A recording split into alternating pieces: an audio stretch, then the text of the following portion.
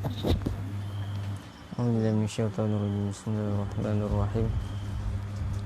Alhamdulillahirabbil alamin wassalatu wassalamu ala asyrafil anbiya'i wal mursalin sayyidina maulana Muhammadin wa ala alihi washabihi ajma'in. Subhanaka la ilma lana illa ma 'allamtana innaka antal alim. Shrah li sadri yassir li amri wahlul 'uqdatam min lisani fahamna Sulaiman kullana atina hukman wa 'ilman sakharna ma'aka bil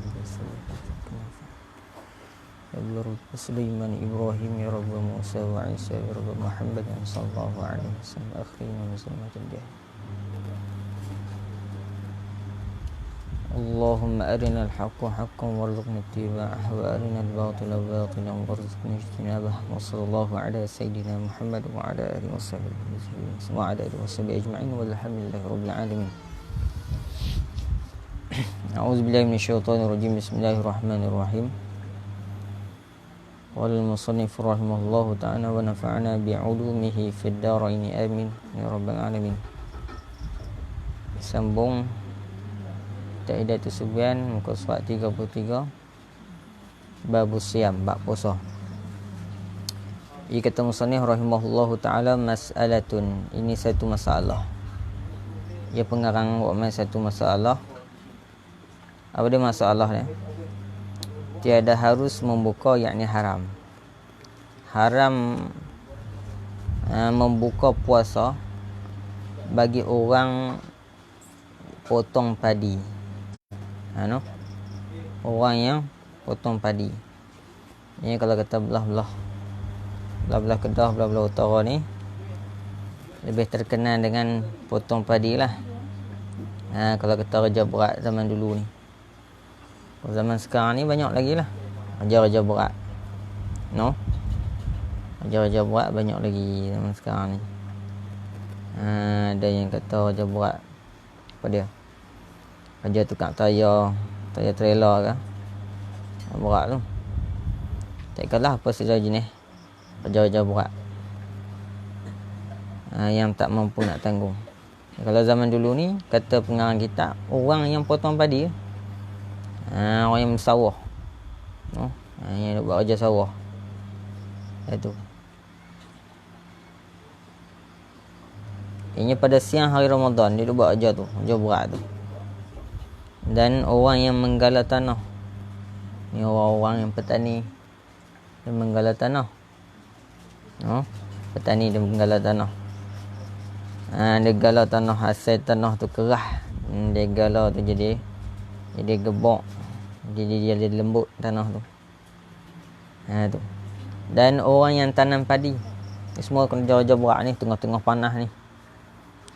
Tengah-tengah panas, siang bulan Ramadan. Macam mana ni orang jenis ni?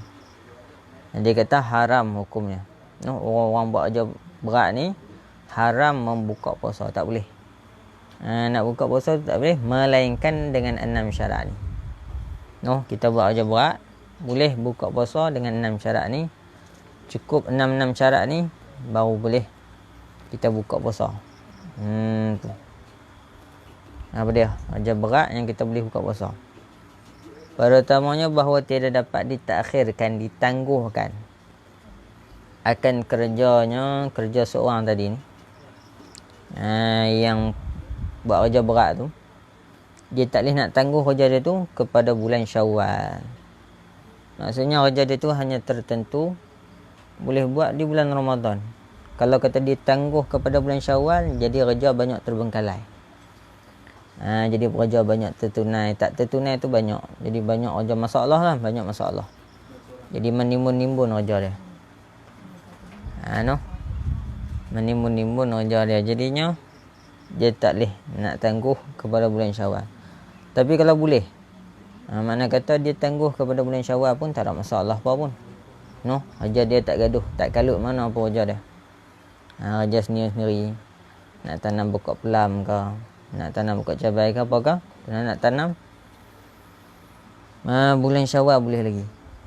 Maka tu kena tangguh. Kena tangguh kepada bulan Syawal. Baik, kalau kata tak boleh nak tangguh, mesti dilakukan di bulan Ramadan juga, di siang hari bulan Ramadan.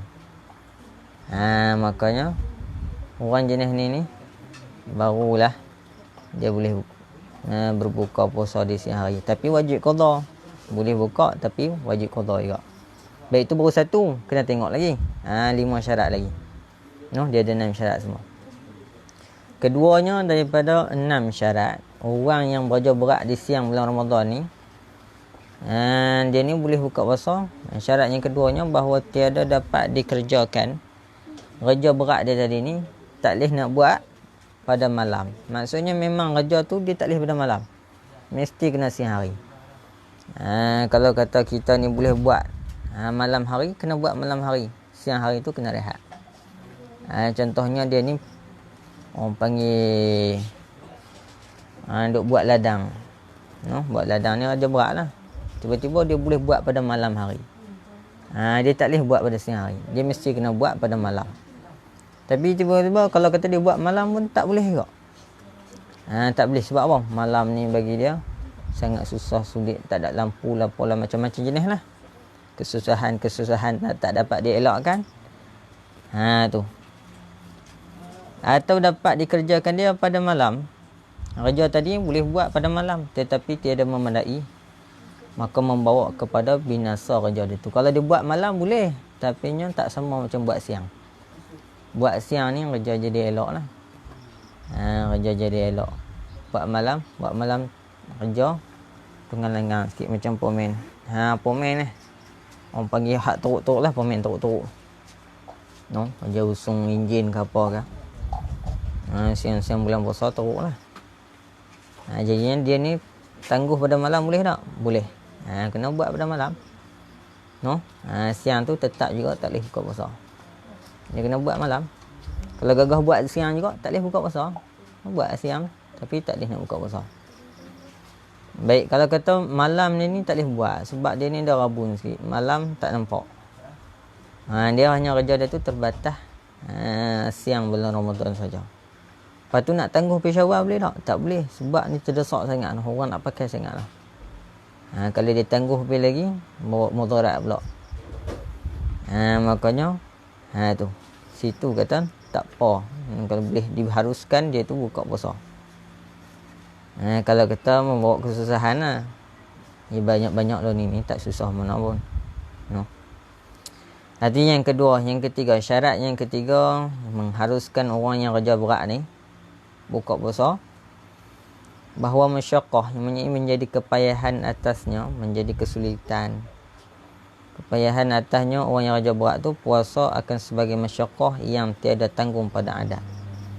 Adat tengok kerja ni kalau tak makan ni pakai mati ni. Tu. Ya ramai-ramai tengok macam tu, suka dengan orang ramai macam tu. Minta pandangan orang ramai macam tu. Andai kata kalau tak makan ni, siang hari buat kerja ni, tak pahpi ni. Tak boleh nak tanggung. Pada adat macam tu, ramai-ramai tengok macam tu. Maka hak ni, hak kata yang boleh berbuka di siang bulan Ramadan ni. Habis. Tapi berbuka walaupun harus berbuka ketika tu wajib qada.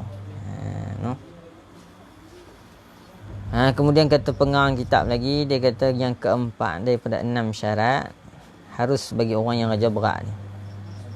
Di siang bulan Ramadan boleh berbuka bahawa berniat akan puasa pada malam, padahal berpagi-pagi ia orang yang kerja berat ni puasa. Maka jangan ia berbuka melainkan apabila hasil masyaqqah dan uzur. Baik, walaupun dia sangka dah esok ni dia akan buat kerja berat. Esok ni dia akan buat kerja berat. Baik, adakah malam ni dia tak wajib niat dah? Sebab esok dia tahu dah dia akan buka puasa punya sebab esok nak buat kerja berat. Jadi adakah malam ni tak kena niat dah? Tak. Wajib juga niat macam orang ramai-ramai juga. Orang macam biasa juga. Wajib juga niat. Lepas tu pagi tu pula, pagi tu puasa macam biasa, macam orang biasa-biasa. Lepas tu dia buat kerja tak? Buat kerja pun macam biasa-biasa. Sampai datang keuzuran ataupun kepayahan, kelelahan atas dia yang sangat, baru dia boleh buka puasa. Bukan dia kata niat daripada awal lagi esok nak buka puasa. Tak boleh terdetik dalam hati dia tu kata esok nak buka puasa. Sampai kelelahan, kepenatan, orang panggil keletihan yang sangat, Ataupun keuzuran yang sangat, barulah boleh buka puasa. Tu. Ini walaupun esok kita nak buat kerja berat, malam ni tak boleh niat lagi lah. Kata esok ni aku nak buka puasa apa semua, tak. Niat macam biasa juga. Esok pagi puasa macam biasa juga. Sampai dia rasa letih, baru dia buka. Tapi selagi mana tak rasa letih, nak rasa apa-apa biasa-biasa, apa letih pun letih sikit-sikit je, tak boleh lagi buka puasa tu. Yang kelimanya, bahawa berniat ia seorang tadi hak kerja berat tu. Orang hak kerja berat tu niat akan tarakhus. Yang ni mengambil kemudahan dengan membukanya puasa tu. Jadi dia niat dengan dia buka puasa saat ni, dia letih dah buat kerja. Dia niat dia buka puasa tu dengan sebab mengambil kemudahan yang telah diizinkan oleh syarak. Tu niat ambil kemudahan yang telah diizinkan oleh syarak. Syarak izin orang yang terlalu letih, orang yang terlalu penat, yang tak tertanggung pada adat. Adat-adat orang ramai ni tengok, dia ni kalau tak makan lagi ni, pakai masuk urat ni, pakai masuk hospital. Maka dia ketika tu dia makan, dia buka puasa tu, ketika tu untuk mengambil kemudahan yang telah diizinkan oleh syarak. Itu bukan sebab dia letih, tak apalah, sebab syarak mempermudahkan. Itu kena niat macam tu. Yang keenamnya, bahawa adalah qasad ia. Qasad ia orang yang kerja berat ni, dengan kerjanya orang yang kerja berat ni, itu bagi kerana hendak membuka puasa juga. Tu. Jadinya dia makan tu. Lepas tu jangan qasad dengan dia berbuka tu semata-mata membuka puasa lah. Jangan qasad dia kerja tu untuk buka puasa. Itu tak boleh. Maksudnya dia kerja berat ni, tujuannya tu satgi kalau letih boleh buka puasa. Tujuannya tu. Duk pasang niat awal lagi. Aku kerja berat siang bulan puasa ni. Satgi kalau letih aku boleh buka puasa. Syarak bagi buka puasa. Niat kerja tu untuk nak bagi boleh buka puasa. Situ yang tak boleh.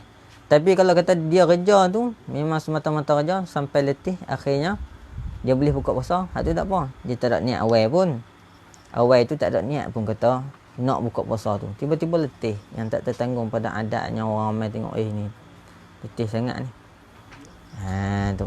Maka dia pun buka puasa tanpa ada niat untuk buka puasa pun awal tu. Maka tu tak apa. Yang tu tak apa. Ni dak. Awal dia tu kerja dia niat dah satgi aku kerja berat-berat. Ini petang sikit. Lepas pada tengah hari sikit aku boleh buka puasa lah. Teh yang ketiga tu. Dia tak boleh lah. Kalau kata ada niat macam tu, tak boleh buka puasa walaupun dia letih. Sebab dia nak dia nak tipu helah dengan kerja buat dia tu. Maka apabila kata pengarang lagi, maka apabila ia orang yang raja berat ni dapat segala syarat yang 6 ni. Ke-6 syarat ni, dia tak boleh salah satu, dia kena 6 cukup. 6 cukup macam mana? Kita buat sekali lalu sekali. Orang panggil ringkasan. Yang pertamanya, dia boleh, maksudnya dia tak boleh tangguh hujah tu kepada bulan yang selepas daripada Ramadan. Dia tak boleh nak tangguh hujah tu kepada Syawal, kepada Zulhijjah, Zulqa'dah ke, dia tak boleh dah. Memang tertentu kerja buat dia tu pada bulan Ramadan. Satu. Lepas tu yang keduanya, dia tak boleh buat kerja dia tu pada malam. Mesti kena buat pada siang. Kalau buat pada malam, tak boleh, tak edit. Ataupun dia boleh buat pada malam dia tu dia boleh buat, tapi kualiti dia tu, kualiti kerja dia tu tak sama macam siang. Siang power lagi kualiti dia. Malam teruk sikit lah, sebab malam tak apa nak nampak mana. Tu yang kedua. Maka dia tak boleh nak buat pada malam, dia hanya tertentu pada siang. Yang ketiganya, syarat dia lagi, bahawasanya adalah orang panggil jadi kesusahan yang tak tanggung pada adat dia tu. Maksudnya dia buat kerja tu letih sangat. Jadinya letih dia tu sukat dengan orang ramai. Orang ramai kalau tengok dia punya letih, ni ramai-ramai ni tengok dia punya letih, tak lama dah ni. Membawa mudarat pada dia. Boleh masuk urat ni kalau tahan lama-lama. Boleh masuk hospital. Boleh membawa pada sakit. Makanya ketika tu dia boleh buka. Lepas tu dia kata lagi yang keempat, kena niat macam biasa lah. No, malam tu macam biasa niat, pagi tu puasa macam biasa sampai dia letih baru dia boleh buka. Sampai dia uzur, orang panggil hasil keuzuran. Keuzuran ni kepayahan lah. Baru boleh buka. Keletihan, kepenatan yang sangat baru boleh buka. Itu yang yang kelimanya, dia berbuka tu dengan niat sebab nak ambil kemudahan yang syarak izinkan untuk orang yang letih ni. Yang keenam, yang terakhir sekali, bukanlah kerja buat dia tu untuk dia ni nak boleh buka puasa di siang hari. No, kalau kata dia niat dia kerja tu untuk nak buka puasa siang hari, tak boleh. Tapi kalau dia kerja dia tu sampai letih, tak ada niat apa pun untuk buka puasa, tiba-tiba letih, baru dia boleh buka puasa. Maka harus ia berbuka bila cukup 6 syarat ni, harus boleh lah. Tak haram lagi dah. Ia orang yang kerja keras ni, orang yang kerja berat ni, di siang bulan Ramadan buka puasa, sama ada pekerjaan itu bagi dirinya, diri seorang tadi ni, no, dia kerja tu memang untuk nafkah perbelanjaan diri dia sendiri, ataupun bukan untuk dia, untuk orang lain. Dia kerja tu untuk orang lain, untung orang lain, dia tak untung pun walaupun macam tu. Atau bagi orang yang lain, no, tetap juga boleh buka puasa. Tetapi wajib ia orang yang kerja berat tadi ni, kemudian dia buka puasa dengan syarat-syarat yang 6 tadi, wajib apa dia? Qada apabila selesai daripada kerjanya. Maksudnya bila habis Ramadan nanti dia kena qada balik. No, puasa-puasa yang dibuka tu. Jangan ingat buka puasa tak kena qada, tak kena qada juga. Lepas tu kalau terlambat qada sampai melewati Ramadan yang akan datang, no, Ramadan tahun depan lewat, kena orang panggil dia punya denda. Kena denda 1 hari untuk sehari dia qada lewat tu, 1 cupak beras. 1 cupak beras. No, 1 cupak beras sama dengan 500 gram kan. Lebih.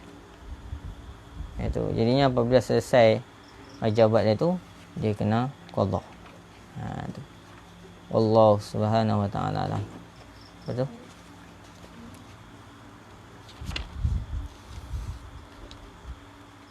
Macam mana? Nak video ya, buat zakat fitrah. Tengok buat zakat fitrah muka surat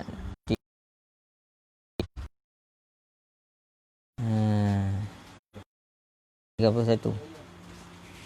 Muka surat 2 baris daripada bawah. Tengok ni. Zakat fitrah muka surat 31, 2 baris daripada bawah. Ni kena faham ujung-ujung Ramadan dah ni. Mula duk bayar lah. Kena bayar. Tapi wajib lagi? Tak wajib lagi. Dia wajibnya malam raya tu. No, habis Ramadan baru wajib. Tapi nak bayar dulu ni boleh tak? Boleh. Sah. Bayar awal lagi boleh. Tapi pahala yang afdal pagi raya. Tu paling banyak pahala pagi raya. Tu. Ianya nak tahulah hukum hakam dia silap bayar pula. Tak kena cara tak sah. La tasihul ibadah illa bita'allumihi. Tidak sah satu-satu ibadah yang kita buat tu sehingga kita mempelajari, kita mengetahui hukum hakam berkenaan dengan ibadah tersebut. Takut kita buat salah cara. Tu. Ianya Islam ni turun dengan ilmu. Dia bukan Islam ni turun dengan adat cara orang buat, tiru-tiru orang, tak.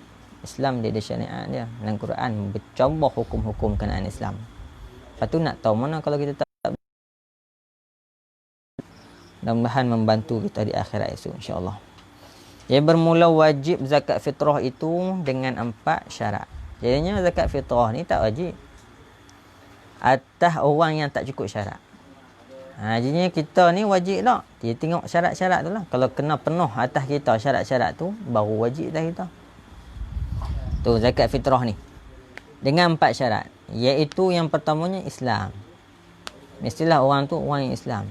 Jadinya kalau kata jumpa kafir-kafir tu, tak payah duk pasal mereka lah. Tak payah duk pasal mereka. Sebab mereka tu bukan Islam. Jadinya orang Islam yang diwajibkan zakat. Itu yang pertama, Islam. Jadi kita ni semua Islam. Anak-anak kita, hak kecil-kecil sekalipun, tok nenek moyang kita semua Islam. Kalau masih hidup tu kena banyak lah. Kalau dah meninggal, selesai dah situ. Tapi anak-anak kita tu, hak kecil-kecil tu pun, tu semua Islam. Dan merdeka. Maksudnya bukan hamba orang. Jadinya alhamdulillah hari ni semua merdeka. Tak ada hamba orang ni. No? Jadinya itu pun syarat yang kedua pun terlengkap juga atas kita. Dan yang ketiganya dapat ia yakni hidup ia seorang tadi ni akan akhir Ramadan dan awal Syawal. Maksudnya dia dapat 2 juzuk. Satunya di Ramadan, di bulan Ramadan dia hidup. Dia hidup tu sampailah Syawal. Sampai awal Syawal. Maksudnya dia dapat 2. Dia dapat Ramadan, dia dapat Syawal. Walaupun dia dapat Syawal tu hanyalah 5 saat. Maksudnya hari yang ke-30 Ramadan. Kan? Tahun ni 30 kan? Tahun ni ada 30 hari bulan Ramadan tahun ni. Jadinya 30 Ramadan tu time buka puasa tu. Duk sambil duk tunggu buka puasa. Kalau ni lapak, no? Lapak. Bila lapak, duduk depan meja, duduk depan meja. Duk tunggu orang azan. Elok-elok orang azan sapu cucuk, no? Sapu cucuk, kuih badak, cucuk badak. Telan-telan cucuk badak dekat celah hangkong. Nyawa pupah-pupah meninggal. Jadinya 30 Ramadan tu lepas maghrib orang azan maghrib tu dah masuk dah Syawal. Orang azan maghrib tu dah masuk dah Syawal. Walaupun dia baru dah makan, tak ada apa dah seminit lagi, meninggal dah. Dia kira sebagai orang yang dapat Syawal walaupun hanya 5 saat. Berada di bulan Syawal. Dia kira sebagai orang yang dapat Syawal, maka dia ni wajib bayar fitrah lah. Maka bila dia mati tu siapa kena bayar? Wali dia dah pula, waris-waris dia, anak dia, ataupun kalau dia ada ayah dia, kena bayar zakat fitrah untuk dia. Sebab apa? Sebab dia dapat 2. Satunya Ramadan, satunya Syawal. Walaupun Syawal tu dia dapat sat je. Tahun orang buat azan maghrib je. Walaupun macam tu. Lepas tu kalau lebih pada tu wajib lagi lah. Tu. Baik, satu. Masalah kedua pula, dia dapat orang panggil Ramadan tu sat. No? Dia dapat Ramadan tu sat je. Contoh macam bayi baru lahir. Bayi baru lahir. Jadinya sebelum hari 30 Ramadan ni lah. Hari 30 Ramadan tu lah dah. No? Kat nak masuk Syawal dah. Orang nak azan maghrib dah. Hari 30 Ramadan tu. Orang nak azan maghrib dah. Elok orang nak azan maghrib.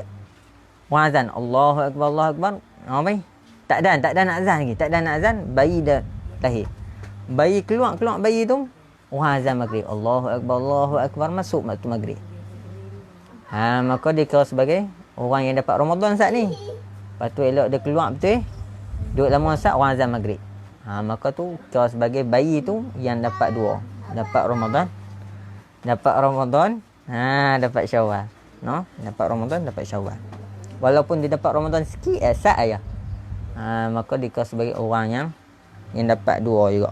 Dapat Ramadan, dapat Syawal. Orang jenis ni berwajib. Tapi kalau kata dia ni hanya dapat 1, hanya dapat Ramadan, tak dapat Syawal, tak wajib zakat. Elok orang nak azan maghrib 30 hari bulan tu, 30 Ramadan tu. Orang nak azan maghrib.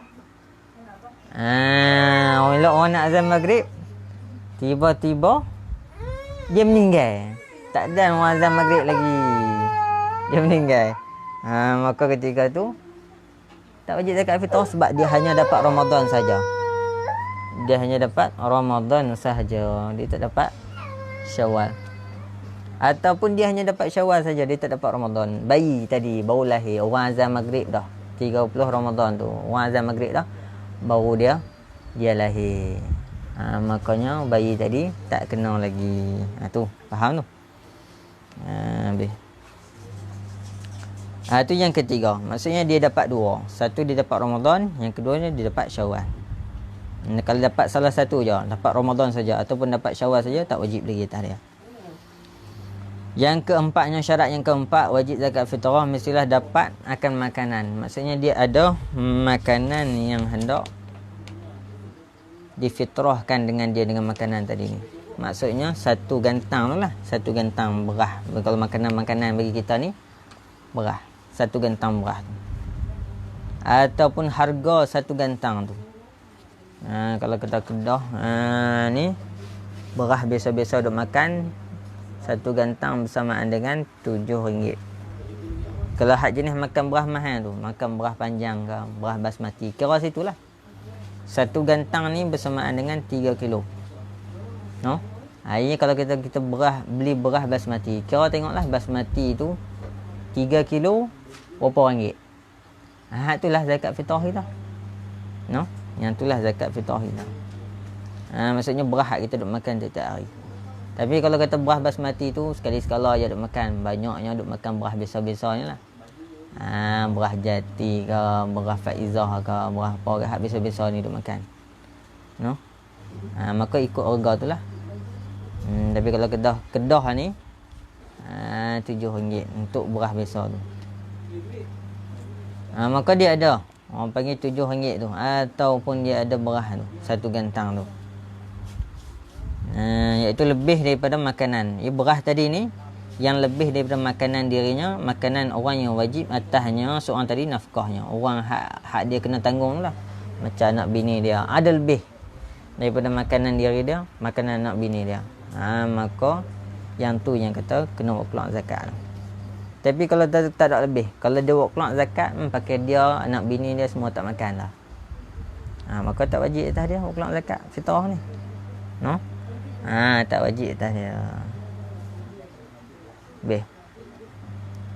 Dan jika berkehendak engkau akan tafsil, akan huraian akan yang tersebut itu, orang panggil secara terperinci lagi, secara halusi lagi perbahasan bab zakat fitrah ni, maka tuntutlah olehmu, kata pengarang kitabnya, kita kena cari kat mana? Di dalam kitab yang panjang-panjang perbahasannya. No, kena cari dalam kitab besar-besar. Dekat kitab musannaf ni dia cerita orang panggil hak basic-basic je. Yang basic-basic je. Kurang-kurangnya kita tahu, kita faham masalah. Tu.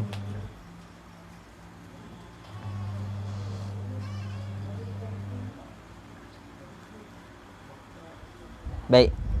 Lepas tu zakat fitrah ni kena niat nak. Ni nak cerita bab niat pula ni. Nak cerita bab niat pula. Ia kata pengarang kitab rahimahullahu ta'ala, dia kata faslun, dan wajib berniat segala zakat yang tersebut tu. Zakat fitrah tadi lah. Dengan hati, kena niat wajib. Di sisi mazhab Syafi'i, kena niat dengan hati ketika kita nak bayar zakat tu. No? Niat dengan hati. Dan tiada memada, yakni tidak sah jika dilafazkan dia kan niat zakat fitrah tu dengan lidah. Dengan lidah saja. Maksudnya di hati ni tak ada terdetik apa pun. Hanya di lidah semata-mata kita ambil beras ini zakat fitrah yang wajib ke atas aku pada tahun ni. Kerana Allah Ta'ala tekat sebut di lidah je, tak ada niat di hati pun kata ni zakat fitrah kita. Tak sah kata pengarangnya. Kata musannafnya tak sah. No, tak dapat tidak dengan hati. Tapi kalau tak lafaz di mulut, tekat hati je duk lafaz. Ada orang ni duk niat di hati je. Sah dah. Sah. Sebab yang di hati tu yang wajib. Di lidah tu boleh tak? Tu sunat. Kalau lafaz boleh pahala sunat pula situ. Ini pada qaul yang asahnya lah. Pada qaul yang kuat. No? Qaul yang kuat kata macam tu. Tapi ada qaul juga yang kata orang panggil padan, di mulut pun padan. Ni tapi tak kuat lah. Tapi yang paling kuat di hati tu. Di hati tu. Seperti diniatnya seorang, inilah zakat yang wajib atas aku, atau inilah sedekah hartaku yang fardu. Maksudnya yang wajib. Kita bolehlah niat ke mana pun. Nak pilih kata inilah niat zakat, inilah zakat yang wajib atas aku pun boleh. Ataupun inilah sedekah hartaku yang fardu pun boleh juga. Niat zakat fitrah macam tu.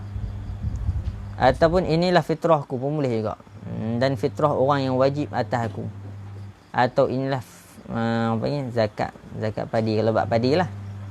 Ni untuk bab zakat fitrah. Contoh bab zakat fitrah.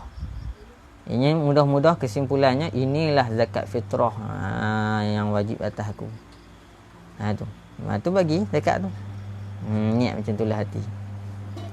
Kalau kata dia nak bayar untuk anak bini dia, ini zakat fitrah yang wajib ke atas anak bini aku ataupun orang yang berada di bawah tanggunganku. Boleh juga. Niat ni mudah, Dan memada niat itu pada waktu diasing akan zakat daripada hartanya seorang. Maksudnya dia asing siap-siap dah RM7, RM7, dia asing siap-siap dah. Niat waktu tu boleh dah. Maksudnya bila pergi jumpa asnah zakat tu, orang hak berhak terima zakat, ambil zakat tu, pisrahnya tu lah. Pisrah macam tu. Tak kena niat sebab dia asing masa tadi. Masa tu berasing duit tu, duit zakat, hak ni duit zakat siap. Dia niat masa tu lagi. Makanya satgi pisrah lah. Tak kena niat dah. Boleh dah, memadai dah. Sah kata dengan kita. Kemudian daripada sudah diasingkan dia akan zakat, daripadanya daripada harta dia tak asing siap-siap lah duit zakat dia tu. Atau pada ketika diberi dia akan zakat pada mustahak, pada mustahik zakat tu. Ataupun dia tak niat lagi masa perasingan duit tu. Dia nak niat bila? Nak niat masa saat gini, nak pergi serah tu baru nak niat. Boleh tak? Boleh? Boleh. Nak niat masa nak pergi serah. Habis tu. Jadinya kesimpulannya niat ni mudah. Niat ni mudah. Kalau kata niat kita ni untuk zakat fitrah, niat. Ini zakat fitrah. Ini itulah yang kita isyaratkan kepada duit tu lah. Ataupun kita isyaratkan kepada harta zakat yang kita nak bagi tu. Kalau kita berah tu lah. Zakat fitrah. Niatlah hati macam tu. Yang wajib atas aku pada tahun ni. Niat macam tu. Masa kita duduk puasing siap tu pun boleh. Ataupun satgi nak pergi jumpa asnah zakat, ataupun yang berhak menerima zakat macam amil zakat ke, ataupun fakir miskin ke. Kat waktu tu kita nak pergi serah, baru kita niat di situ pun boleh juga. Boleh dua-dua. Sah dua-dua. Habis.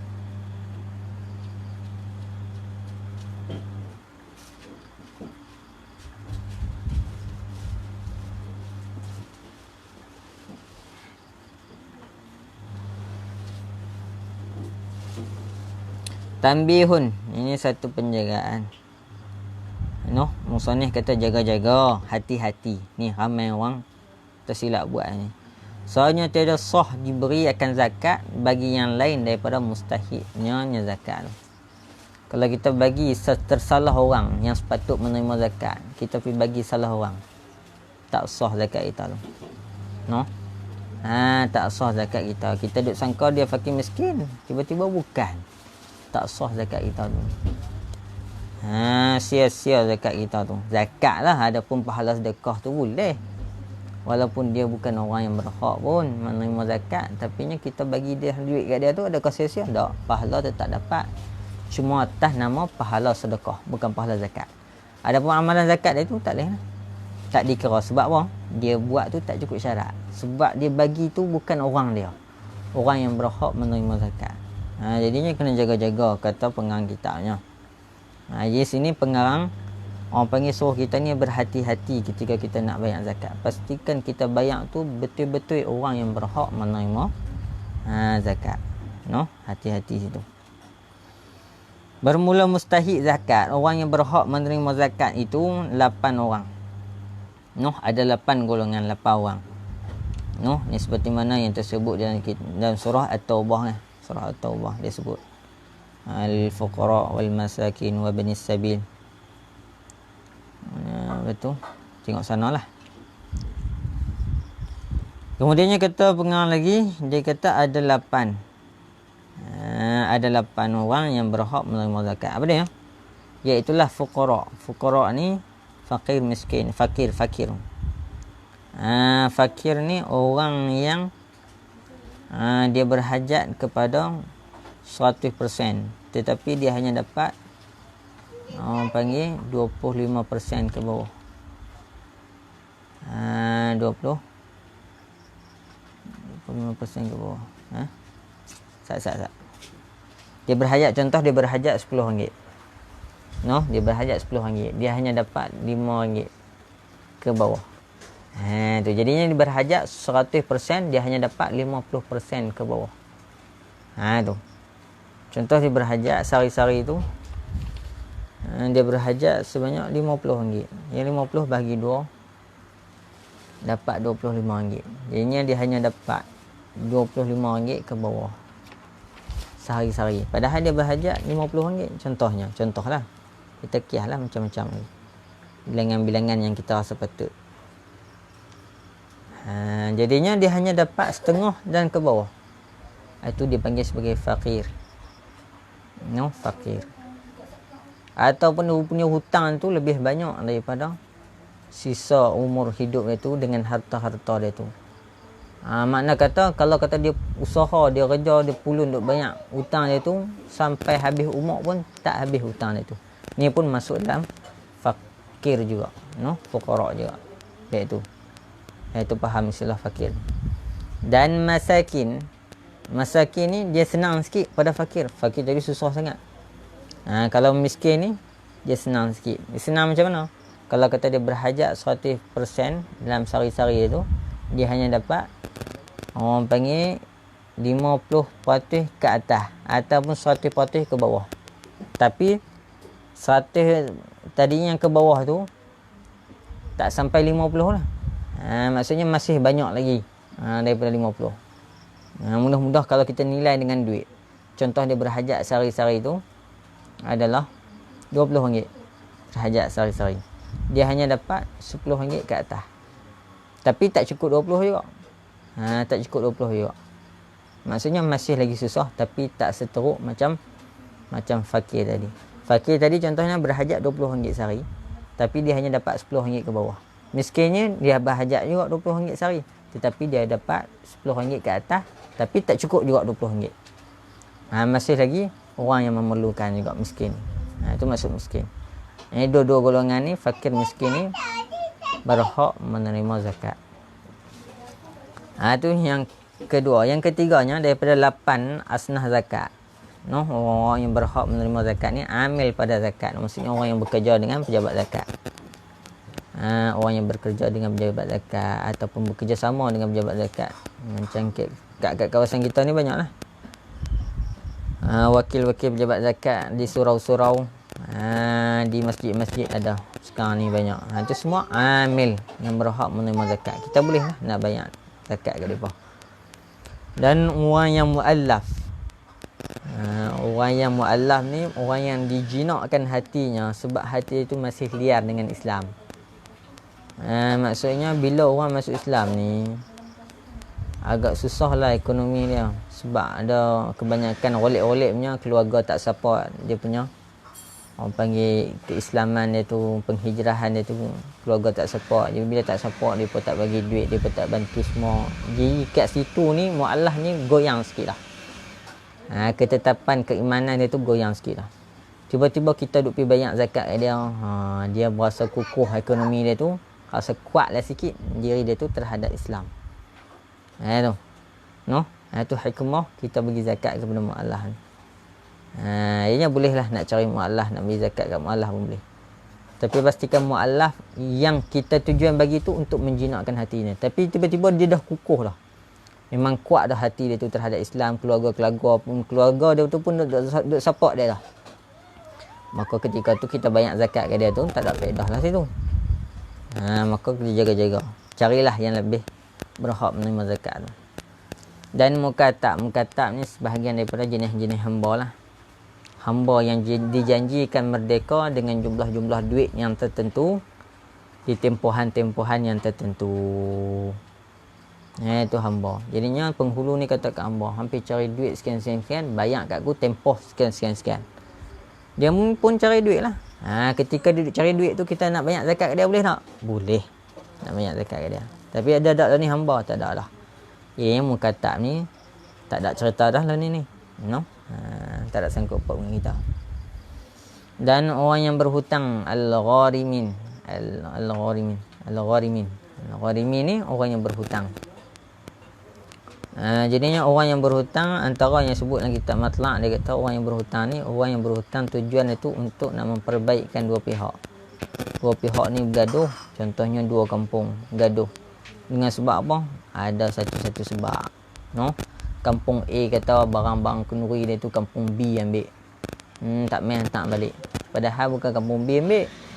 Kampung B pula duk tuduh kata kampung A buat kena ke dia. Jadi berkelahi. Akhirnya mai seorang ni dia suka rela, dia pergi cari duit datang mana tahu, hutang datang mana dulu. Dia beli barang-barang dapur tadi, bagi dekat surau kampung A tadi ni. No, bagi balik kat surau kampung A tadi. Selesai masalah. Tak bergaduh dah. Asal dua kampung bergaduh, jadi tak bergaduh. Jadi ni kawan ni ada hutang. Kita ni nak bayar zakat kat dia boleh tak? Boleh. Sebab dia ada hutang. Tu noh. Ingat masalah tu. Akhirnya bagi-bagi lagi lah jenis-jenis hutang lagi. Kemudian kata lagi, orang yang berhutang pun berhak menerima zakat juga. Dan orang yang perang sabil. Orang yang perang sabilillah. Bawa pedang, bawa senjata pergi perang. Nak bayar zakat dia boleh tak? Boleh. Tetapi bukanlah askar yang dibayar gaji. Kalau kata askar yang dibayar gaji ni tak masuklah asnah zakat. Seperti mana yang tersebut dalam kitab-kitab fiqh dia kata. Walaupun askar ni perang sabil, perang kerana Allah Ta'ala, tetapi dia ni menerima gaji bayaran, maka tu bukan lagi lah orang panggil yang berhak menerima zakat dah ketika tu. Dan orang yang hendak musafir yang lain daripada maksiat. Musafir itu bukan tujuan untuk maksiat. Tujuan untuk mengaji ke, untuk menuntut ilmu, tujuan itu untuk apa-apa sajalah musafir kerana Allah Ta'ala. Ataupun musafir yang harus. Musafir nak balik kampung. Tu haruslah tu. Nak balik kampung apa. Ataupun sebagainya. Maka tu harus ni. Dia tak cukup duit. Dia tak cukup duit. Dia nak terima zakat boleh tak? Boleh. Tu orang yang musafir. Padahal tiada cukup belanja perginya. Tak cukup belanja. Jadi tak ada duit lah. Nak pergi tu, duit tiket tak ada. Nak bayar duit tiket tak ada. Maka dia nak terima duit untuk banyak duit tiket tu boleh tak? Boleh. Tekat tu je lah. Tak boleh lebih pada tu. Bukan untuk kepentingan dah sampai sana boleh tidur hotel ke apa, nak kata tak cukup duit untuk hotel pula, nak minta duit zakat untuk hotel pula. Boleh tak? Tak boleh lah. Ni hanya kepentingan saja yang betul-betul penting. Boleh je nak tidur masjid pun, nak tidur orang panggil rumah kawan pun boleh. Maka kena usaha kot tu lah. Jadi sebab Ibn Sabil ni sebab yang kecil saja. Orang panggil musafir ni sebab yang kecil.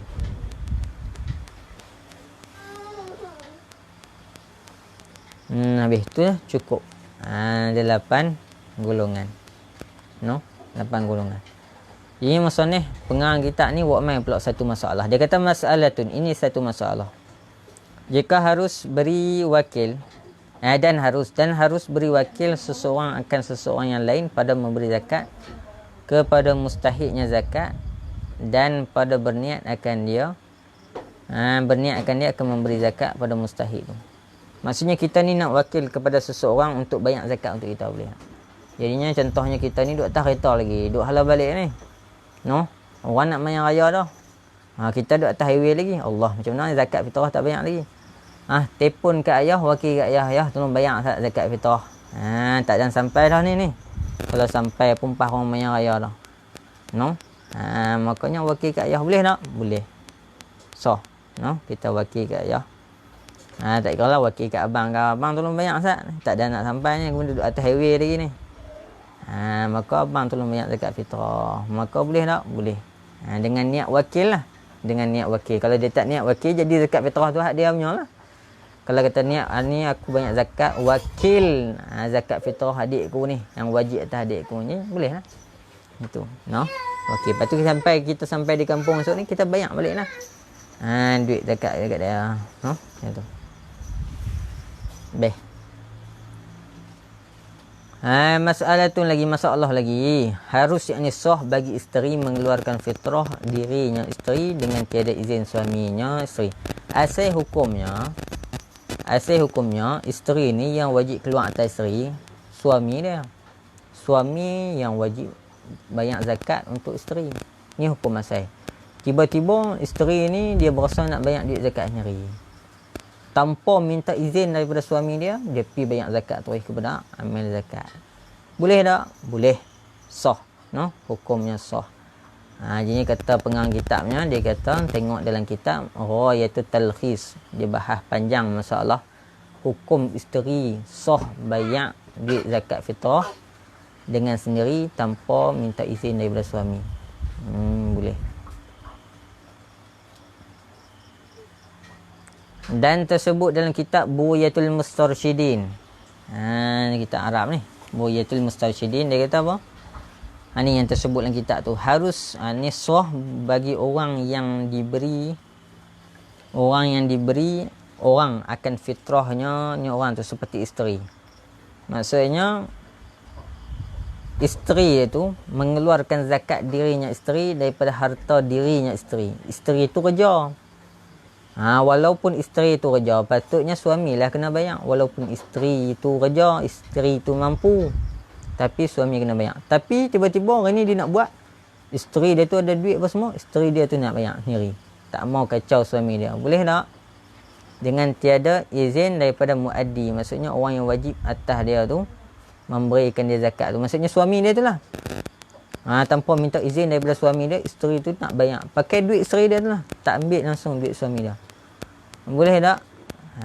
Tu. Boleh. No? Sah hukum dia. Lepas tu, hak suami dia tadi ni, wajib lagi bayar untuk isteri. Ke tak pakai juga? Ke suami kena bayar macam biasa juga?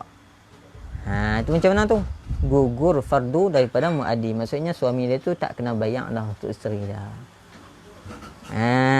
Suami dia tu tak kena bayar dah zakat fitrah. Tak kena bayar dah zakat fitrah untuk isteri dia. Sebab isteri dia dah bayar sendiri dah. No? Gugur. Boleh lah. Kalau rasa tak mau nak bebankan suami, boleh lah. Isteri boleh bayar. Dan tiada harus, yakni tidak sah, ia beri daripada harta muaddi melainkan dengan izinnya muaddi. Dia ambil duit suami dia senyap-senyap, dia pergi bayar. Sah tak? Tak sah. Kalau jenis tu tak sah. Yang tadi dia ambil duit dia sendiri tanpa izin suami, dia pergi bayar. Tapi kalau dia ambil duit suami dengan izin suami, dia pergi bayar. Boleh tak? Tu boleh juga. Yang tu sah juga. Yang ni cerita tak sah ni, dia ambil senyap-senyap duit suami dia tu, dia pergi bayar. Tu yang tak boleh. Tu melainkan dengan izin. No? Dengan izin baru boleh. Dia ambil duit suami dia tu dengan izin, dia pergi bayar. Boleh. Atau dizankan akan redanya muaddi tu, suami dia tu. Dia reda. No?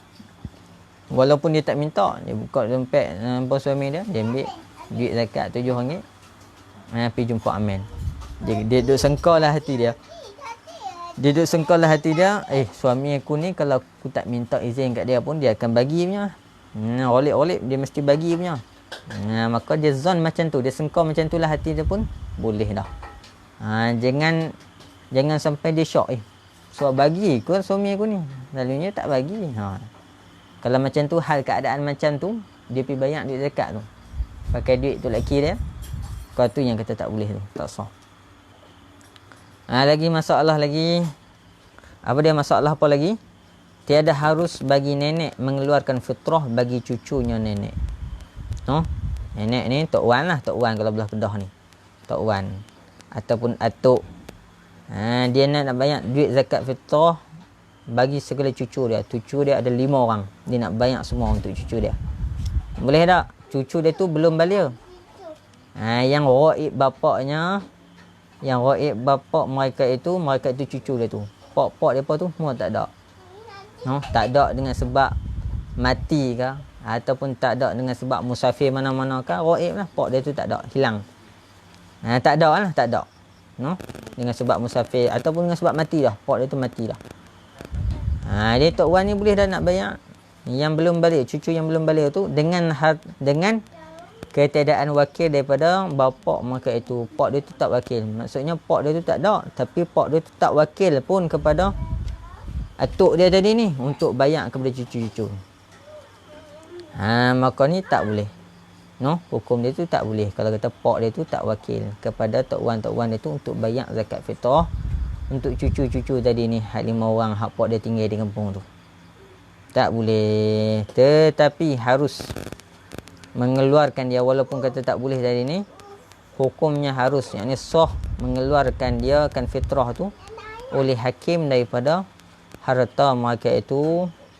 Mereka itu segala cucu tu. Maksudnya ni campur tangan qadi. Kena berlaku campur tangan qadi. Maksudnya nak hubungi pak ni tak boleh. Kalau kata pak tu wakil dekat ayah suruh bayar duit zakat untuk anak-anak pada anak tu. Pak dia WhatsApp. Pak dia WhatsApp. Hantar mesej dekat tok wan suruh bayar zakat untuk anak-anak dia, untuk cucu-cucu tadi ni. Tu pada anak. Ni masalahnya nak hubungi pun tak boleh. Lepas tu ketika tu kena campur urus tangan qadi ataupun hakim, ambil harta depa ni untuk bayar zakat. Ketika tu boleh. Dan jika tiada, maksudnya depa ni tak ada harta, maka harta bapa maka itu cucu-cucu tadi ni kena ambil harta pak depa lah untuk bayar zakat. Intaha buriyah, yakni buriyatul mustasyidin juga. Hanya nak tengok ulasan lebih halus, lebih lanjut, boleh buka dalam kitab Buriyatul Mustarsyidin. Dia bahas panjang masalah cucu dengan tok wan ni, macam mana tok wan boleh bayar zakat tak. Tu dekat tadi pengarang kitab hanya ulah kata tak boleh kalau kata pak dia tu tak wakil apa-apa. Makna kata cucu dia tu tak baligh lagi lah. Tapi kalau cucu tu dah baligh, tu tak ada masalah dah. Hak tu settle awal lagi. Cucu dah balik tu tak ada masalah. Kita boleh direct terus je. Tak payah pakai pak lah. Masalah ni cucu tu tak balik lagi, kecil lagi cucu tu. Ni nak kena sangkut dengan pak pula. Pak pula tak ada. Pak pergi mana tak tahu. Tak ada, nak hubungi pun susah. Nak wakil pun susah. Nak WhatsApp pun semua susah. Ni yang kena masuk campur tangan daripada hakim ataupun qadi. Baru boleh. Habis tu. Habislah bab zakat fitrah. La akhiri wallahu subhanahu wa ta'ala. Sallallahu alaihi wasallam.